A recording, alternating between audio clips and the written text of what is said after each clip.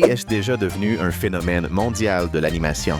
Mais savais-tu qu'elle a déjà fait des apparitions inattendues dans d'autres dessins animés et séries? Quels ont été ces crossovers, références et apparitions que seuls les fans les plus attentifs ont remarqué? South Park. Et s'il y a bien un endroit où personne n'est à l'abri de devenir une blague, c'est South Park. Dans un épisode totalement étrange, on voit les garçons assis au tribunal, accusés d'avoir humilié une petite fille innocente. L'ambiance est déjà absurde en soi, jusqu'à la révélation. La victime n'est autre que Bluey. Oui, la petite chienne la plus polie et la plus gentille de l'animation mondiale apparaît là, fixant les garçons comme pour dire « ce n'était vraiment pas cool ». La situation devient encore plus bizarre quand Bluey accuse les garçons de l'avoir forcée à faire des choses qu'elle ne voulait pas, comme aller aux toilettes dans un endroit très horrible. On voit un contraste énorme entre les univers. D'un côté, South Park avec son humour acide et sans limite. De l'autre, Bluey, symbole d'innocence,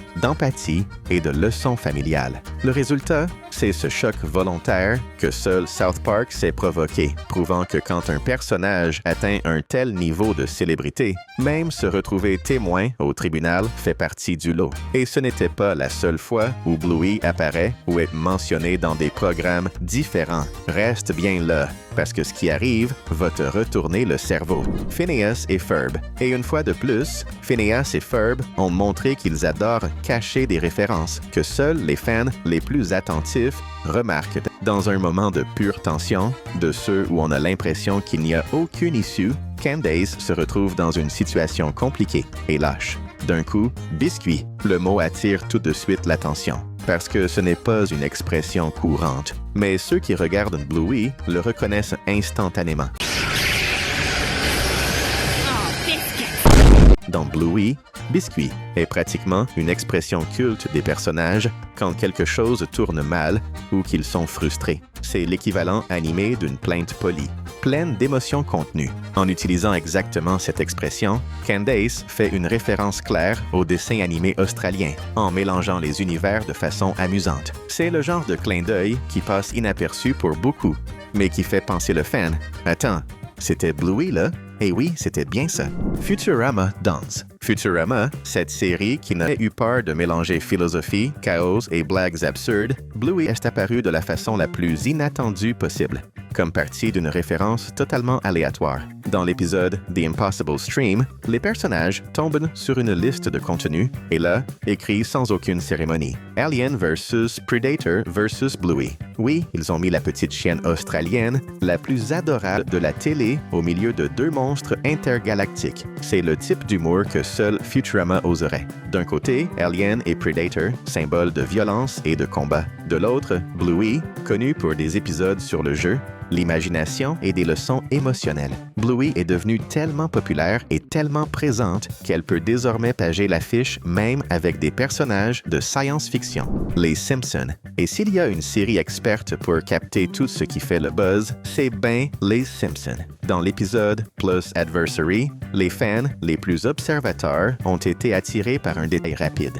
Dans une liste d'invités, on voit le nom Bluey, tranquillement placé au milieu de personnages et de références déjà bien connues. Pas de mise en avant exagérée, pas d'explication, juste un clin d'œil visible uniquement pour ceux qui ont l'œil. Bluey n'est pas seulement un dessin animé pour enfants qui cartonne. C'est un véritable phénomène culturel assez grand pour être reconnu à Springfield, la ville qui s'est moquée de tout et de tout le monde pendant des décennies. Quand les Simpsons glissent un nom comme ça, c'est une sorte de saut officieux de pertinence. Et franchement, si même Homer et sa bande savent de qui est Bluey, alors c'est terminé.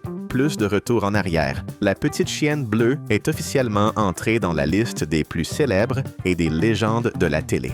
Chipchilla. On arrive maintenant à un cas encore plus évident. Ici, ce n'est pas juste une référence cachée, c'est une parodie assumée. Cette série a pris l'essence de Bluey, la famille attachante, les jeux du quotidien, l'ambiance cozy et même le côté éducatif déguisé en fun, et a tout transformé en une version exagérée et pleine d'humour. Des personnages aux situations familiales, tout semble beaucoup trop familier.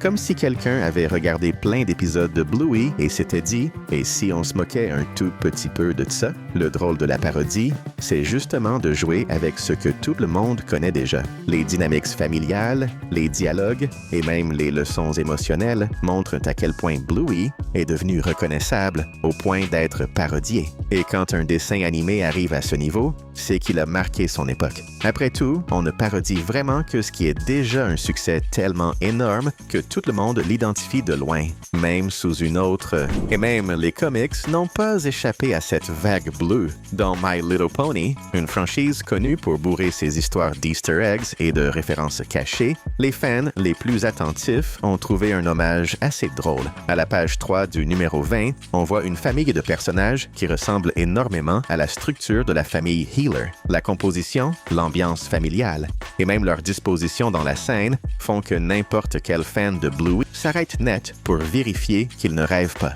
Même sans citer le nom directement, la ressemblance est largement suffisante. C'est que le genre de référence qui n'a pas besoin d'explication. Ceux qui connaissent Bluey la reconnaissent tout de suite. Ça montre à quel point la série a dépassé la télé pour atteindre d'autres formats, en inspirant même des univers complètement différents comme celui de My Little Pony. Au final, que ce soit à Springfield, dans un futur lointain ou dans le monde des comics, la famille bleue continue d'apparaître. C'est le bon moment pour faire ce qu'il faut. Alors clique juste en bas sur le bouton d'abonnement et donne-nous un petit coup de pouce pour continuer à créer des vidéos incroyables comme celle-ci. DuckTales. Et même DuckTales s'est amusé avec une référence qui passe vite, mais qui est marrante pour ceux qui étaient attentifs. Dans l'épisode Last Christmas, pendant une conversation, Dewey se présente au jeune Donald d'une façon totalement inattendue. « Je m'appelle Bluey ». La phrase sort de nulle part, sans aucune explication. Le moment est court, mais il en dit long. Attirer l'attention sur le nom Bluey dans un dessin animé aussi classique que DuckTales montre l'ampleur de l'impact culturel de l'animation australienne. La référence est rapide, mais ceux qui connaissent Bluey comprennent immédiatement. Et comme ça, au milieu de canards aventuriers, de voyages dans le temps et de galères de Noël, la petite chienne bleue prouve encore une fois qu'elle a déjà gagné sa place, même dans les univers les plus mythiques de l'animation. My name is Bluey. DuckTales ne s'est pas contenté d'une seule référence. La série a décidé de doubler la mise. À un autre moment,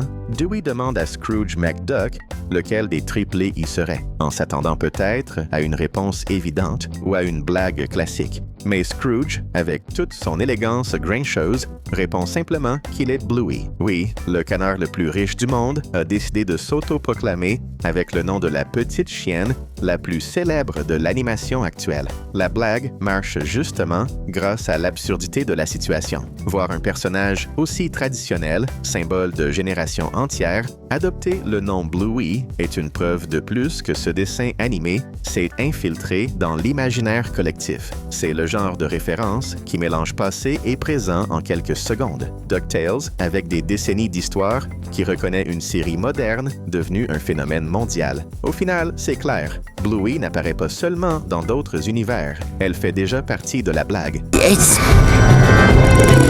Bluey? Studio C, et même Studio C, connu pour ses sketchs rapides et bourrés de références, est entré dans la vague bleue. Dans un épisode, pendant que les personnages discutent, l'un d'eux allume la télé et lâche d'un coup complètement choqué. Bluey? La caméra n'a même pas besoin d'en faire trop. Sa réaction dit tout. C'était bel et bien le dessin animé qui passait à la télévision, débarquant comme une surprise inattendue au milieu de la scène. Le moment fonctionne comme une double blague. D'abord, grâce au choc du personnage en reconnaissant le dessin animé. Ensuite, parce que ça reflète exactement ce qui se passe dans la vraie vie. Bluey apparaît de nulle part, capte l'attention et personne ne comprend comment il s'est retrouvé à regarder. Cette référence montre à quel point la série a dépassé le public et est devenue un morceau du quotidien, au point d'être reconnue instantanément, même dans des programmes de comédie. Mr. In-Between. Et la présence de Bluey ne s'est pas limitée à la comédie ou à l'animation. Elle a aussi fait une apparition dans des séries live-action. Dans la série Mr. In-Between, dans une scène qui a l'air banale, la télévision est allumée et on voit clairement Bluey passer à l'écran. Ce n'est pas une référence ultra rapide, ou trop dissimulé. C'est le dessin animé, bien reconnaissable, qui prend sa place dans la scène. Ce détail est génial justement parce qu'il semble complètement normal. Bluey apparaît comme ce qu'elle est déjà devenue dans la vraie vie. La référence renforce le réalisme de la série et, en même temps, montre l'ampleur culturelle de l'animation australienne. Au final, Bluey n'envahit pas les histoires. Elle en fait simplement déjà partie. Elementary, et même l'univers des séries policières, a fini par être contaminé par la fièvre bleue. Dans Elementary, dans l'épisode Principal Office, un détail de costume a attiré l'attention des fans les plus observateurs. Un enfant apparaît avec une veste imprimée d'images de Bluey.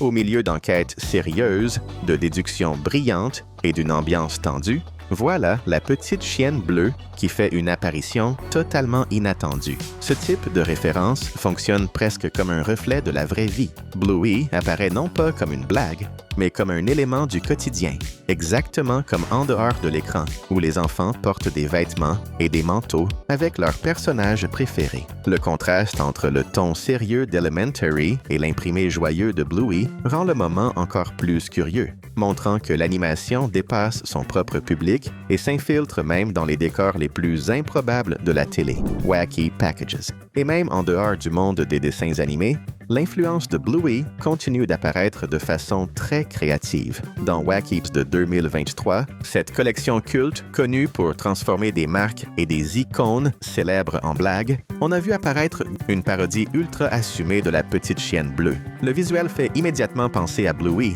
mais avec cette touche décalée qui est la signature de la franchise. Le choix de parodier Bluey n'a rien d'aléatoire. Wacky Packages ne se moque que de ce que tout le monde reconnaît au premier coup d'œil, et Bluey fonctionne exactement comme ça. Il suffit de regarder pour comprendre la référence. Ça montre à quel point Bluey s'est imposé comme un phénomène, assez fort pour devenir une satire hors de la télé, aux côtés de marques et de personnages qui ont marqué des générations entières.